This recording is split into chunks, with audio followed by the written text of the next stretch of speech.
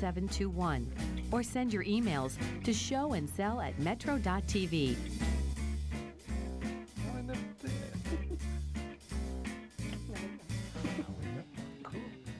Welcome back to Antique Show and Sell. I'm John Bruno, and I'm joined by a dear friend, Peppy Greenberg of Peppy's Dream. She's here to talk about collecting one of my favorites, Betty Boop. Welcome, Peppy. Thank you, John. It's so good to be here. Yeah, we go back a long way. Yes, we do. A few years. Definitely. Few years. Tell me about Betty Boop. When did she turn up? What is it all about her? Betty Boop is a 1930s cartoon character that Fleischer created to kind of be in competition with Disney. And she really took off and was very popular, and there were 119 Betty Boop cartoons created in about 9 years. Really? So during the 1930s. Betty Boop, when she first started, was a little racy, wasn't she? That was her reputation? Very sexy. There was a lot of innuendo and double entendres in the cartoons. There would be scenes where she might pass by a fire and her nightgown would be illuminated and you would see through, things like that. Was she ever based on a real person, do you know, or is it just strictly imaginary? There was a woman named Helen Kane who was a very famous singer from the 30s, and she actually took the Fleischers to court claiming that they stole her kind of icon, that her way of dressing, her hair, her curls, but she lost the case, although it probably was true. That's pretty interesting. How did you get started in it? A friend bought me a little rag doll in the early 80s, and she said that I reminded her of Betty Boop. That's the little doll we're seeing over there. Yes. And I loved the doll, and I used to watch Betty Boop cartoons on TV in the 60s when I was growing up. So after that, when I would see something Betty Boop, like a mug or a cookie jar, I would buy it. And then people started seeing her around my house, so then they started buying me things, and it just snowballed.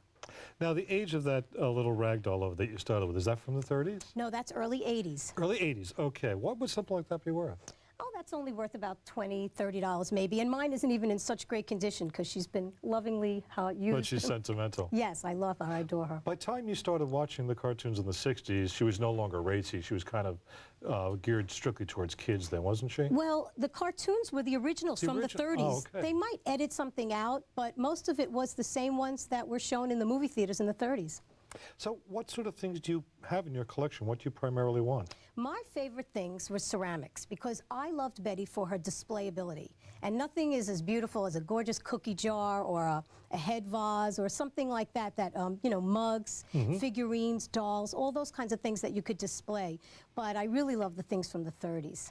So over here, this mask, that to me looks like it's a very 30s item. Yes, that was from 1931 and was a little gift that would be given to children when they went to see a cartoon at the theater. Oh, so it wasn't like Halloween or something like that. No. It was more of a premium from the theater. Yes. So exactly. Now you've got a premium, you got Betty, and you got 1930s. What would something like that be worth? I think that is worth probably $250. It's in pretty pristine condition. And condition has to be everything with these, doesn't it? Yes, it's paper, so to last for 70 years. Tell me about this little quilt over here. It looks like a child's or a doll's quilt. That's exactly what it is. It's a little doll's quilt and it probably costs $1 maybe, and you know, something like that in the 1930s, maybe not even, probably less. And it would just be used to put on, you cover your little doll with, and now the ones that remained, because they were so delicate and because they were a child's toy, are very desirable. That must be awfully hard to find, I would imagine. These are very rare. Or anything from the 30s, that's Yes. that memorabilia. Yes, definitely. Okay. So how much is the quilt worth?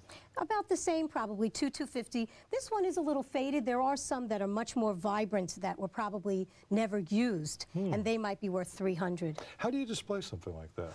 That I had in one of those deep frames. It was like a lucite cover, and I just put it in there and then put the frame over it, and then I could hang it on the wall. Huh. Talk to me about the newer, because Betty Boop is still out there. I still see new items being made.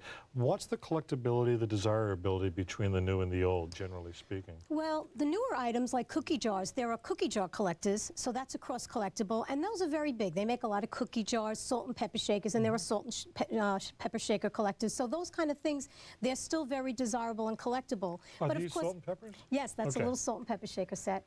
But the 1930s things are more desirable just because they're so much rarer. Okay, so we have two items here, the salt and pepper and what seems to be an alarm clock. Right. Is that vintage or is that new as well? That's early 80s also. So that's also early 80s. How does the value of these compare with the older? They're not worth that much.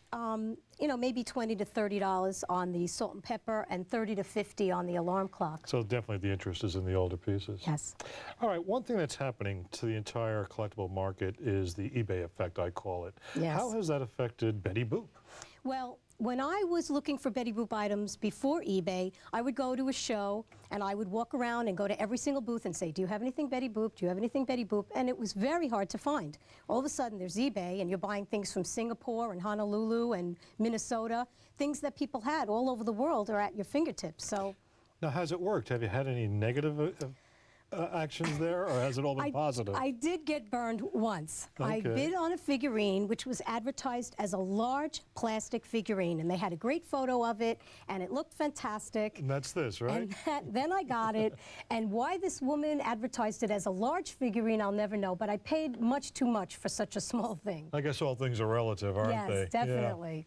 Yeah. What am I looking at over here? Is this a Betty Boop color forms type thing? Yes, it is, and it's fantastic. The graphics on the box are beautiful. Yeah, they're wonderful. Unfortunately, I don't know why, but on the top of the box it says 1933. There. So a lot of people are misinformed and think that it's from the 30s when it really was made by Colorforms in 1976. And you had a little bit of an experience with that as well, didn't you? Well, I once saw it being bid on, very highly bid on eBay, and I wrote to the dealer and said, that is not from the 30s. And that's what's in this catalog that we're Right, looking at that here. Colorforms catalog came out in '76 to show all the new items they were making, and there it is. You can see for yourself. So there are some little pitfalls and potholes along the way. What kind of advice could you give collectors who want to start with Betty Boop? You know, I would be careful. I would look for brand names. There are certain companies that are producing. There's Vandor, N.J. Croce, and these companies, if they say that something is marked and you see the label on the bottom, you can be sure of what year it was and stuff like that.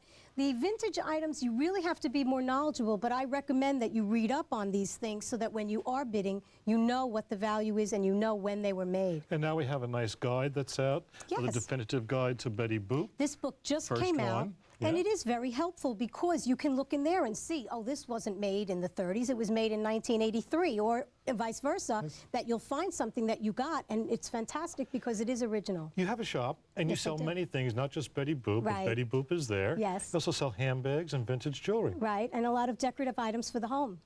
Peppy, this is fabulous. I've got to Thank come you. visit your shop. I would love to have you, Cool. John. Thank you so much. Thank you. Peppy's Dream, 2217 Hillside Avenue in New Hyde Park. I'm going, you should go. Or you can visit her website, peppysdream.com. Now, if you've got a super collection that you'd like to share with us, come on down. Give us a call, 212-324-8735. When we come back, we'll have more great items, including a noble accordion and case, squeeze box, great fun. You're watching Antique Show and Sell, only on Metro TV.